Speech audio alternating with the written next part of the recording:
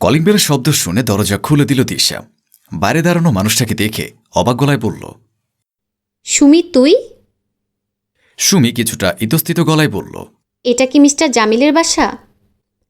হ্যাঁ, কিন্তু তুই এতদিন পর কোথা থেকে এলি? আয়, ভেতরে আয়। সুমি জড়সড় হয়ে ভেতরে ঢুকল। দিশা সুমিকে সোফার কাছে এনে বলল, এভাবে দাঁড়িয়ে আছিস কেন? বস এখানে। সুমি চুপচাপ মাথা নিচু করে বলল, এবার বলতো তোর কি ব্যাপার? এভাবে হুট করে কিভাবে গায়েব হয়ে গিয়েছিলি? কোনো খোঁজখবরই তো পেলাম না। তোর মায়ের সে কি কান্না, একমাত্র মেয়ে তুই, এমন কেউ করে? সুমি ছট করে দিশার পা দুটো ধরে ফেলল। কান্না ভেজা গলায় বলল, আপা, আপনার পায়ে পড়ি, দয়া করে আমার মাকে আমার খবর দিবেন না।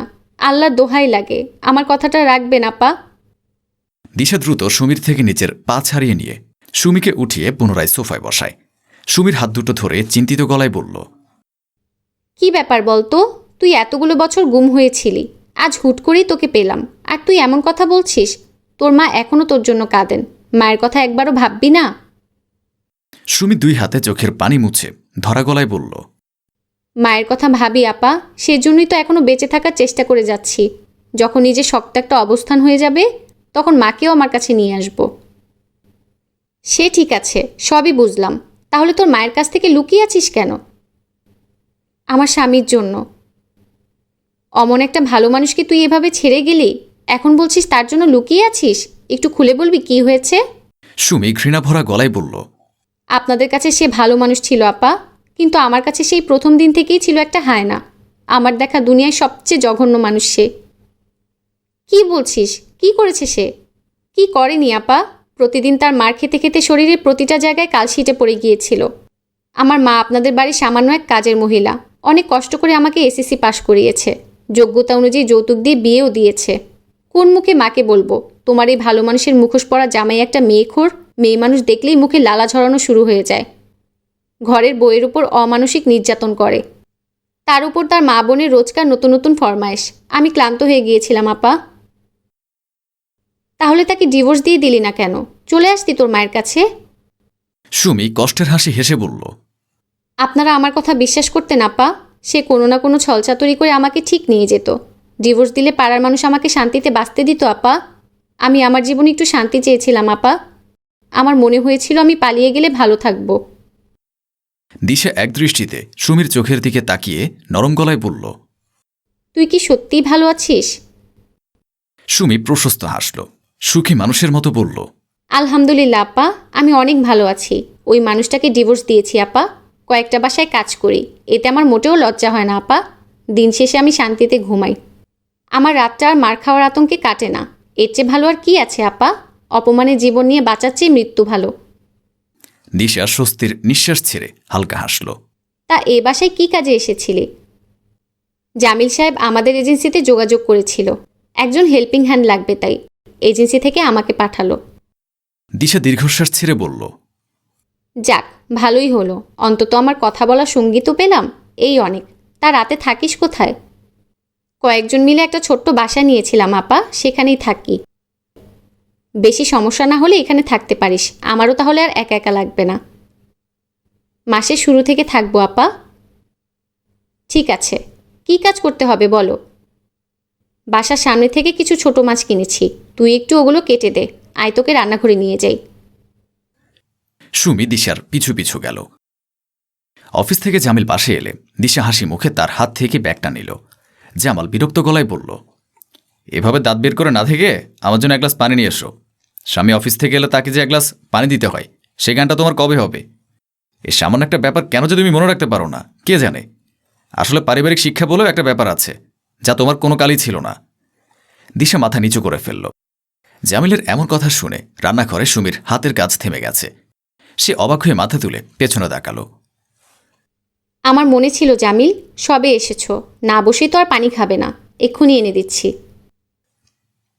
আর কিছু পারো আর না পারো, মুখে মুখে তর্ক ঠিকই করতে পারো। সারাদিন শুয়ে বসে থাকলে এমনিতে গায়ে চর্বি জমে যাবে। বাইরে গিয়ে কাজ করতে হলে বুঝতে, তখন আর এত কথা বেরোতো না। দিশা কিছু বলল না, আর চোখে একবার রান্নাঘরের দিকে তাকালো। জামিল উঠে রুমের দিকে চলে গেছে। খাবার টেবিলে দিশা জামাইয়ের প্লেটে খাবার বেড়ে দিচ্ছে। সুমি এক কোণে দাঁড়িয়ে আছে। জামিল ভাত মাখাতে মাখাতে বলল, তাহলে তোমাকে ইশতিয়াক পাঠিয়েছে। জি স্যার। কি কি করতে হবে বলে দিয়েছো তো?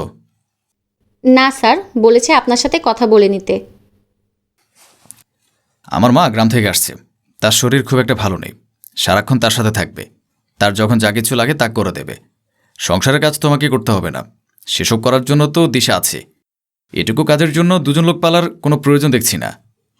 দিশা মাথা নিচু করে আছে। সুমি শান্ত চোখে দিশার নত মুখের দিকে তাকালো। এটা কি রেঁধেছ? ছোট মাছ চচ্চড়ি করেছি, নাও না, ভালো লাগবে। দিশা বাটি থেকে তরকারি দিতে উদ্যত হতেই জামিল হাত দিয়ে থামিয়ে দিল। বিরক্ত গলায় বলল, এ মাছ কে এনেছে? বাসা নিচে বিক্রি করতে এসেছিল, সেখান থেকেই নিয়েছি। তুমি তো জানো এই মাছ আমার কতটা পছন্দ। বিয়ের পর তেমন একটা খাওয়া হয়নি, তাই আজ দেখে। দিশাকে কথা শেষ করতে না দিয়ে জামিল রাগী গলায় বলল, তাই দেখে ঝাঁপিয়ে পড়েছ তাই তো? তোমার এই ছোট লোকের স্বভাব কবে যাবে বলো তো? তুমি জানো আমি মাছ খাই না, তারপরও তুমি বস্তির মহিলাদের মতো মাছওয়ালাদের কাছে গিয়ে মাছ কিনেছ। শুধু শুধু এসব অখাদ্য রান্না করে কতগুলো তেল মশলা নষ্ট। টাকা তো আর তোমাকে কামাই করতে হয় না, তাই খরচ করার সময় হুঁশ থাকে না। প্রতিদিন যদি অফিস করতে হতো, এদিক ওদিক ছোটাছুটি করতে হতো, তাহলে বুঝতে টাকা কামাই করতে কত কষ্ট। দিশার চোখ ছলছল করে উঠল। সে আটকে যাওয়া গলায় বলল, জামিল প্লিজ। আহ, কথা মুখ থেকে বের হতে না হতেই কান্নাকাটি শুরু। এত নাকামি করো কি করে? তুমি আমাকে এভাবে অপমান করতে পারো না জামিল। আমি কোনো অশিক্ষিত মূর্খ মেয়ে নই। চাইলে আমিও ভালো চাকরি করতে পারি, কিন্তু সেটা তো আবার তোমার পৌরুষত্বে আঘাত করবে। তাই টাকার কোটা আমাকে দিও না। জামিল রেগে খাবারের প্লেটটা ধাক্কা দিয়ে সরিয়ে দিল। চোখ গরম করে দিশার দিকে তাকিয়ে বলল, লেখাপড়ার দামাক দেখাচ্ছ? এত যখন চাকরি করার শখ, তখন আমাকে বিয়ে করেছিলে কেন? আমি তো আগেই বলেছিলাম চাকরি করা মেয়ে আমি বিয়ে করব না, তখন না করলেই পারতে। জীবনে প্রথমবারের মতো দিশা জামিলের চোখের দিকে তাকিয়ে শক্ত গলায় বলল, তাহলে তুমি কেন গ্রামের অল্প শিক্ষিত ঘরণী মেয়েকে বিয়ে করলে না? শহরের মেয়েরা তোমার মন মতো ঘর সংসার সামলাতে পারবে না বোঝুনি? তোমার তো বউ নয়, রোবট দরকার ছিল, যে তোমার কথায় তোমার আগে পিছে ঘুরঘুর করবে। জামিল রেগে দিশার সামনে গিয়ে তার মুখের সামনে আঙুল তুলে বলল, তুমি কিন্তু অতিরিক্ত বাড়াবাড়ি করছো দিশা, এর ফল ভালো হবে না। দিশা নির্লিপ্ত কণ্ঠে বলল, কি আর খারাপ হবে? আমার বাবা মায়ের কাছে নালিশ করবে, নাকি আমাকে ডিভোর্স দিবে? ডিভোর্স তুমি দিবে না, তা আমি খুব ভালো করেই জানি। তাহলে লোকের সামনে তোমার এই ভালো মানুষের মুখোশটা খুলে পড়বে যে। সত্যি বলতে আমি অনেক চেষ্টা করেছি তোমার মন মতো হওয়ার, কিন্তু তুমি আমার ভুল খুঁজতে এতটাই ব্যস্ত হয়ে পড়ো যে আমার চেষ্টাটা তোমার চোখেই পড়ে না। কথায় আছে না, যাকে দেখতে নারী তার চলন বাঁকা? তোমারও ঠিক একই সমস্যা। তোমার যা করার করে নাও, আমিও দেখতে চাই ফল কতটা খারাপ হয়। জামিল রাগী চোখে সুমি আর দিশার দিকে তাকিয়ে হনহন করে সেখান থেকে চলে গেল। সুমিকে দাঁড়িয়ে থাকতে দেখে বলল, তুই দাঁড়িয়ে আছিস কেন? বস, খেয়ে তারপর যাবি। সুমি ইতস্থিত গলায় বলল, কিন্তু স্যার। বাদ দে তো, অনেক তো তার কথা ভাবলাম, এবার না হয় একটু নিজেকে নিয়ে ভাবি। তুই একটা কথা বলেছিলি না, অপমানের জীবন বাঁচার চেয়ে মৃত্যু ভালো। আজ অনেকগুলো বছর পর আমারও তাই মনে হলো।